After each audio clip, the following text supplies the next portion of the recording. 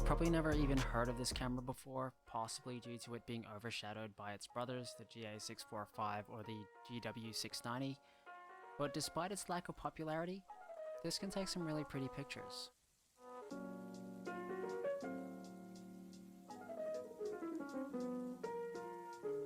The Fujica GM670, as the name suggests, is a 6x7 medium format camera released in 1974 along with the GL690. And unlike its fixed lens counterparts, the GM670 and GL690 both had interchangeable lenses. Now for the purpose of this video, I only have the lens that it came with, or that I got it with, which is the Fujinon S 100mm f3.5. Well, enough about the history, so let's have a look at the body.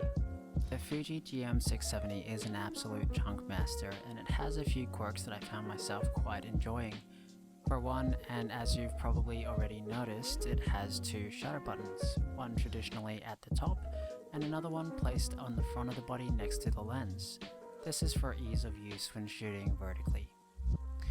It also has a slidable curtain by twisting the little knobbly bit at the bottom that acts as a dark slide for when you want to change lenses on the go, but don't want to literally burn money in the process, because buying film is very expensive.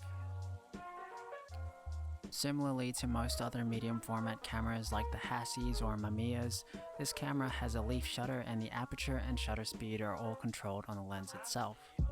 Its aperture goes from 3.5 all the way up to 32 and has a shutter speed of 1/500th of a second all the way down to bulb mode, for those spicier long exposures that you need to wait around a few seconds, minutes or hours to capture.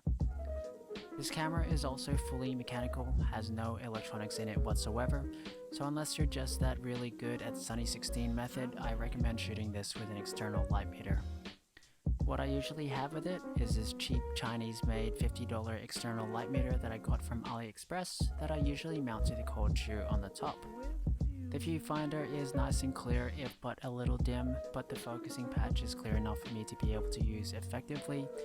I will say that I'm not the biggest fan of the circular eyepiece for what is effectively a square viewfinder, but hey, beggars can't be choosers. So now you might be wondering, well, why get the GM670? Well, for one, it is a much cheaper alternative to the Mamiya 7. I'm not spending an arm and a leg.